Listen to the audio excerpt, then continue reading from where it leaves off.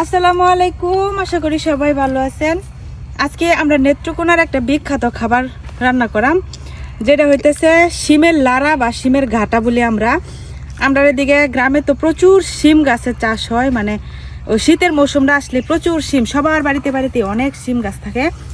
পরে দেখা যায় নতুন আলু উঠে বাজারে, আর যারা লাগায় তো লাগাই, তো শিম আর নতুন আলু দিয়ে রান্না করা হয় একদম মানে নিরামিষ বলা চলে।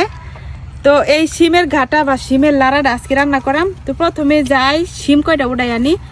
তো এই রান্নাটার মধ্যেও কিন্তু শিম একটু বড় হইলে, ভিতরের বীজগুলা বড় বড় হইলে খাইতে ভালো লাগে। তো দেখি কুড়াইটারে পাই কিনা বড় বড় শিম।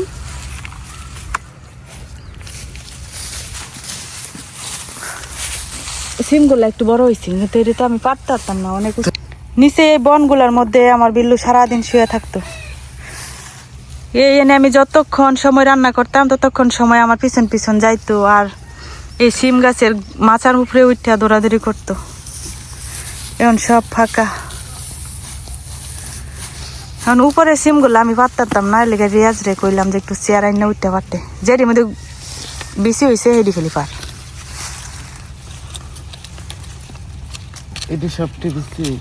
নিচের ডি উপরের ডি থাকুক।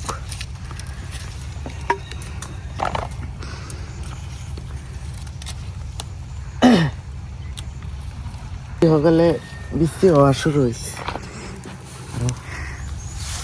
ওই যে হেইটা ফাটারবে সেই সর্দারতে দেখ কেন চাপ দে বেশি হয়েছে নাকি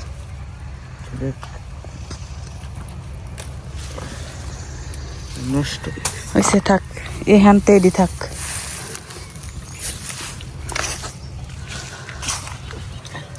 অনেক সিম হয়েছে মাশাআল্লাহ, কিন্তু গাছ এখন মরে যাবো আস্তে আস্তে।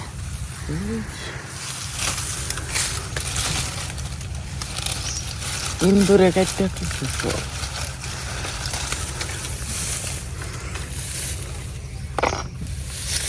আর কয়েকটা হলে হইব।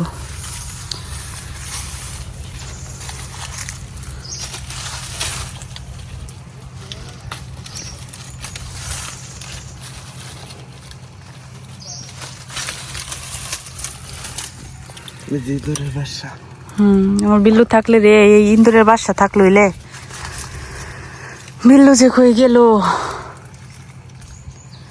কি করতেছে আল্লাহ জানে।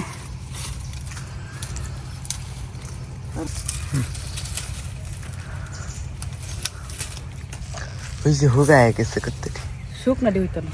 তো অনেকগুলাই উঠাই নিচ্ছি, এগুলা দিয়ে হয়ে যাবো। সাথে যেহেতু আর আলু দিয়াম, আর বাড়িতে মানুষ কম, অল্প করে রান্না করাম, এত বেশি রান্না করলে নষ্ট হইব। তো যাই রান্না শুরু করি।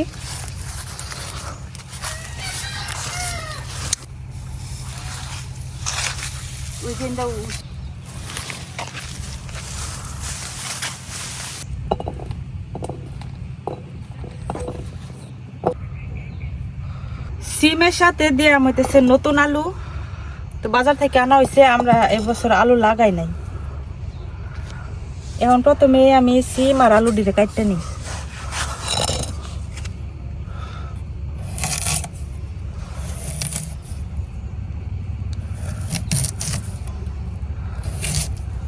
এরকম করে কাটতেছি আলুগুলা।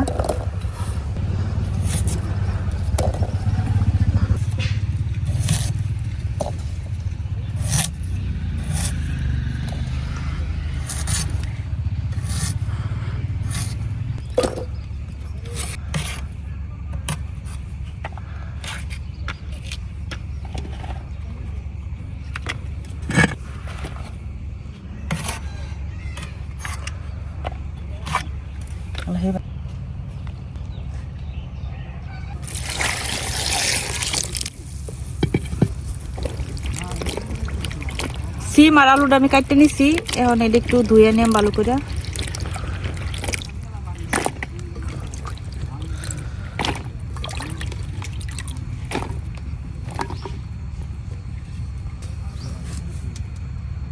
কড়াই বসাই দিলাম।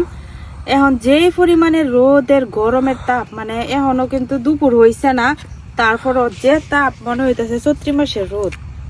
এখন আমি সিম আর আলু দিয়ে দিতেছি কড়াইয়ের মধ্যে।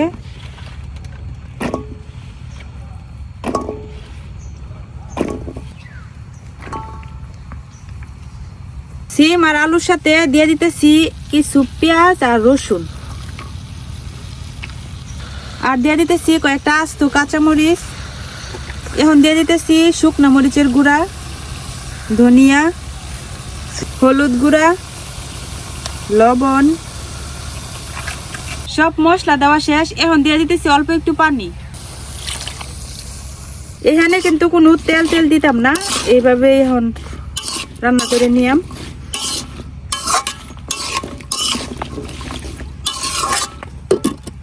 এখন ঢাইকা সিম আর আলুটারে ভালো করে রান্না করে নিয়ে, মানে যতক্ষণ পর্যন্ত না সিদ্ধ হয়।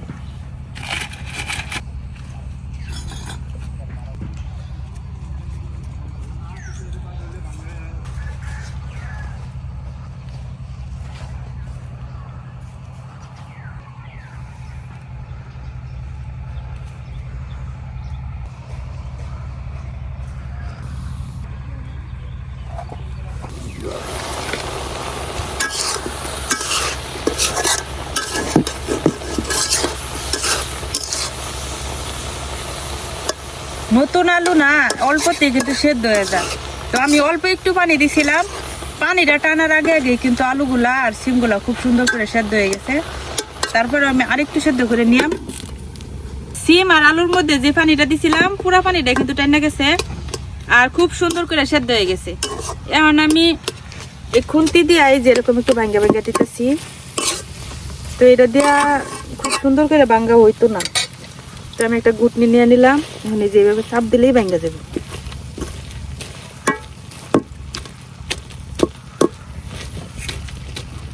তো বর্তা বর্তা টাইপ হয়ে যাবো আর কি। তো এই তো একদম আধা ভাঙ্গা করে রাখলে সুন্দর হয়। এখন সিম আর আলুটা উঠাই নিতেছি। এই যে এখন কিন্তু একদমই পানি নাই, শুকনো শুকনো হয়ে গেছে একবারে, সেদ্ধ হয়েছে কিন্তু খুব সুন্দর করে।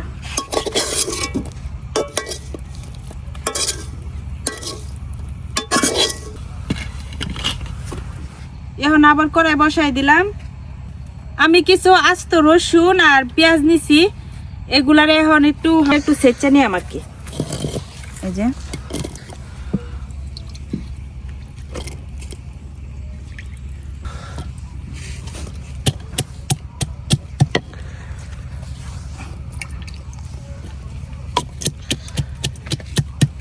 এখন কড়াই দিয়ে দিতেছি তেল।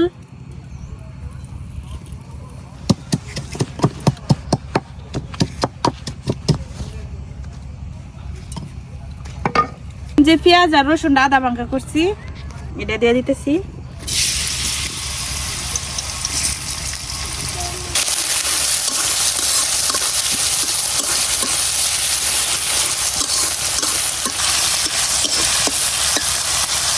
পেঁয়াজ আর রসুনটা আমি যে একদম লাল করে ভাজে নিছি।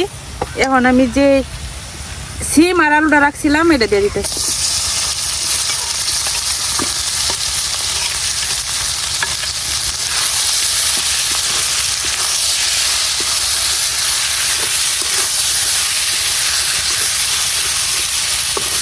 এখন কিছুক্ষণ ভাজা নিলে কিন্তু তৈরি হয়ে যাবো আমরা সিমের ঘাটা।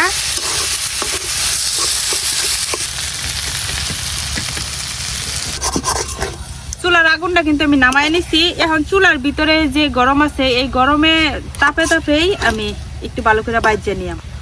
তো আমরা এদিকে এই সিমের ঘাটাটা খুব সকালে করা হয়, মানে সকালবেলা গরম ভাতের সাথে খাওয়া হয়।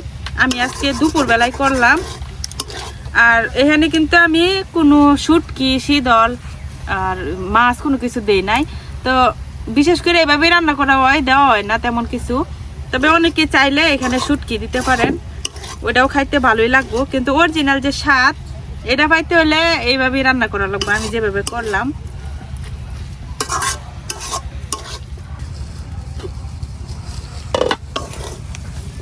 আমার সিমের লাড়া কিন্তু হয়ে গেছে। সিমের লাড়া বা সিমের ঘাটা দুইটাই আমরা বলি, যার কারণে কিন্তু মাঝে মধ্যে সিমের লাড়া বলতেছি আর মাঝে মধ্যে সিমের ঘাটা বলতেছি। দেখুন নামাই নিতেছি। খুব সুন্দর গ্রান বেরোইছে বাগারের একটা। আর এইটা এত মজা লাগে, যারা খাইছে শুধুমাত্র তারাই জানে এর স্বাদটা কিরকম। গরম গরম সকালের শীতের দিনের সকালের গরম গরম ভাত 2 প্লেট খায়ালানি যাব শুধুমাত্র এই সিমের ঘাটা দিয়া। এত মজাই লাগে। এই তো তৈরি হয়ে গেছে আমরা নেত্রকোনার ঐতিহ্যবাহী একটা খাবার সিমের ঘাটা বা সিমের লাড়া। এত মজার খাবার একটা, মানে মাছ মাংস কোনো কিছুর দরকার নাই, যদি শুধুমাত্র এই নতুন আলু দিয়া গাছে টাটকা সিম এভাবে রান্না করা হয়।